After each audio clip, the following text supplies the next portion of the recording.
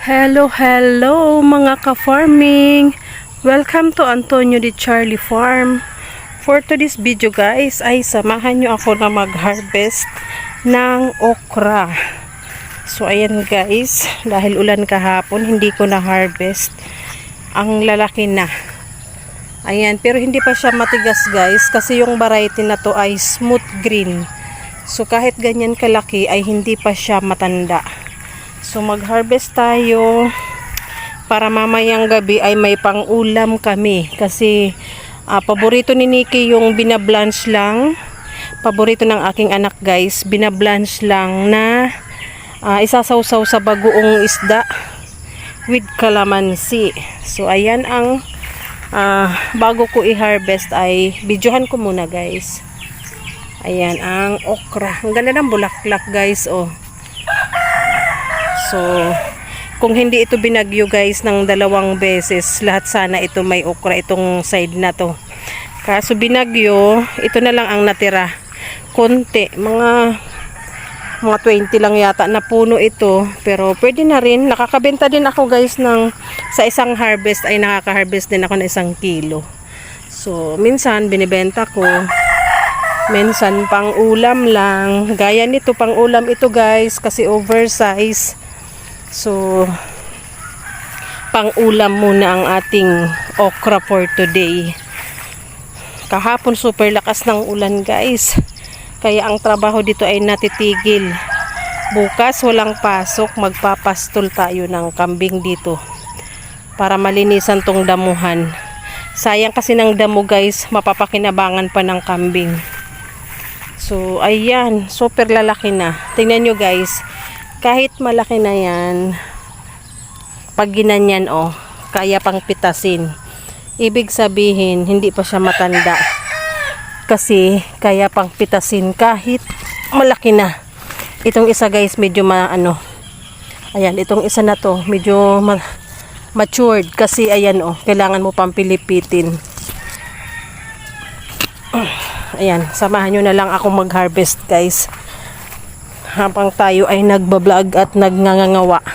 So start tayo dito sa isang line.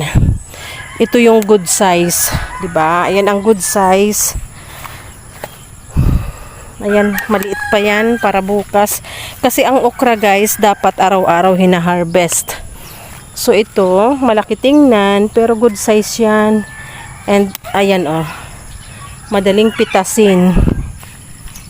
And dito tayo, ayan, oversize, pero bata pa, o diba? Ganyan siya kadaling pitasin, guys, pag hindi pa matanda. Ayan. Harvest time, harvest time. Dito may 2. Tingnan nyo, guys, oh. Oh.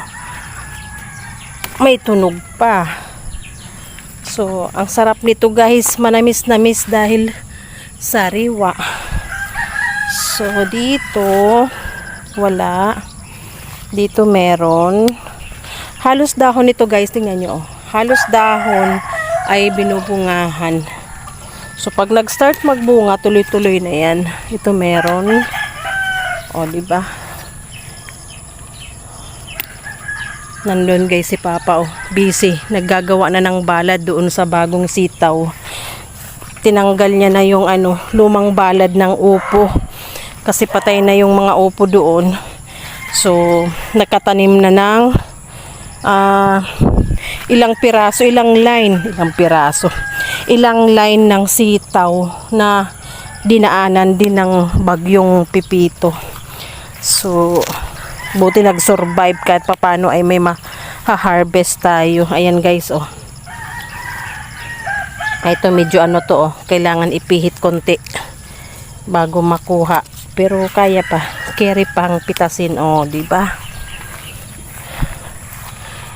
Ito pa. Oh, ito din kailangan pihitin. So, wala yung ating lagayan. Oh, ganito kasimple ang buhay namin dito sa farm. So, kung makikita nyo guys, sa umaga, inuuna kong asikasuhin yung aking anak. So, ayan na yung na-harvest natin, oh. Inuuna kong asikasuhin yung aking anak. High school, malayo yung school, kaya 4:30 guys, nag-start na ako magluto ng almusal at baon niya. Ayan. Then, hinahatid, ay naputol ito, oh sayang, harvest ko na. Tapos, hinahatid ko siya dun sa labasan, sa bahay ng aking kapatid, kasi si Miles ang maghahatid. Pag maganda ang panahon guys, si Miles ang naghahatid ng anak ko at anak niya. Pag maulan, ako ang naghahatid kasi tricycle ang gamit ko. Hindi na ako nakakapagmotor ng single guys, gawa ng semi-disabled tayo. Takot na ako mag-single na motor at baka masimplang, di ba, mabigat ang motor, and ayokong pagurin yung left leg ko dahil nga na-injured. So ayan, balikan natin yung iba. Ano ba yan? Harvest lang ng okra, hinihingal, walang exercise ang yung mami. Ano ba yan? Sana yung isa? May isa dito, kulikot. Parang sungay ng kambing. Ay, ito medyo matanda pero carry pang pitasin. Saan pa ba? Saan pa ba? Baka may malaktawan na naman tayo at tumanda lang, nasasayang, di ba? Meron na rin ako doon na harvest kahapon na kunting sigarilyas. Yung mga paborito ni Nikki. So, ngayon ay Friday. Friday morning. Dali natin yung lalagyan. Dahil Friday ngayon, so, mag-healthy food naman tayo. Bukas, simula mamaya. Kasi sa school, yung ulam ng anak ko ay puro may preservatives. Mga phrases, mga frozen, yun ang nabibili niya. Tapos dito naman sa bahay, madalian, ganun din. Meatloaf, corned beef, sardines, tuna in can. Kaya, pag walang pasok, sinisiguro kong healthy yung food na ipapakain ko sa kanya. Saka request niya rin yun, kasi nananawa na rin siya sa mga processed food. So, anong silbi naman ng ating garden, ng ating farm, kung hindi natin kakainin yung sarili nating tanim. Pag sobra-sobra, yun yung binibenta. So, ayan. Ayan ang harvest ko guys. Pang 2 ulam na namin yan. Or baka maghingi si Miles. Bibigyan ko rin kasi paborito din yun to na paborito din ito ng isa niyang anak. Gusto naman ng anak ni Miles piniprito ang okra. Anak ko naman ay binoboil lang kasi isa sausaw sa bagoong at kalamansi. Yung anak naman ni Miles gusto niya prito. Isa sausaw sa tuyo at kalamansi.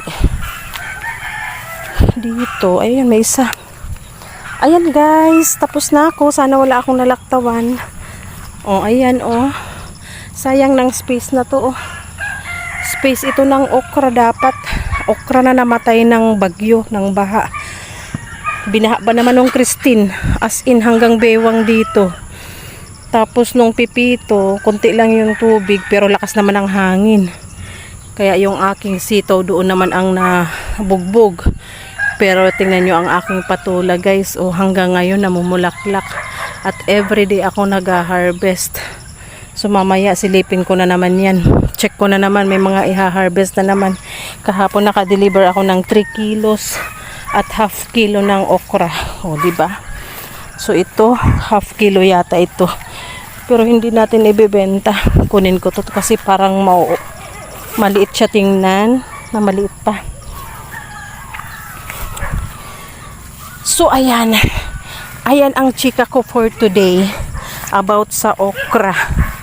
So inuna ko na to guys kasi mau-oversize nga. And meron ditong nag-survive na isang puno ng pipino at may 2 bunga siya. So kukunin natin guys kasi baka mag-request naman ang aking anak ng roti para sa breakfast bukas Sabado. So kunin natin siya. Ayan, ito guys oh. May 2 pirasong bunga. So, tamang-tama lang na pang roti. Mayroon pa tayong tuna dyan na isa yatang dilata o dalawa. Solve na naman yan para sa breakfast bukas. So ayan, tirik na yung araw guys, oh. Mataas na yung sikat ng araw. And tapos na rin ako mag-harvest. And sisimulan na natin yung trabaho sa bahay. Ayan, maghugas ng mga kinainan, ng linutuan. Then maglalaba na guys. Habang maganda yung agos ng tubig ngayon. Kasi kahapon mahina. Tapos hindi siya ganun kalinaw. So ganun dito guys ang nawasa. Pag malakas ang ulan, minsan pinapatay na, wala nang paagos. So kailangan, kaya yung mga planggana ko guys sa CRI, may mga imbak na tubig. 2 plangganang malaki, 2 timba. Ayan, so ngayon maglalaba tayo para maistakan natin mamaya. Pero maganda na ang panahon ngayon, baka hindi na rin tumigil na naman yung pagpaagos ng tubig. So ayan ang video ko for today guys. Thank you for watching. See you again next time. Bye-bye.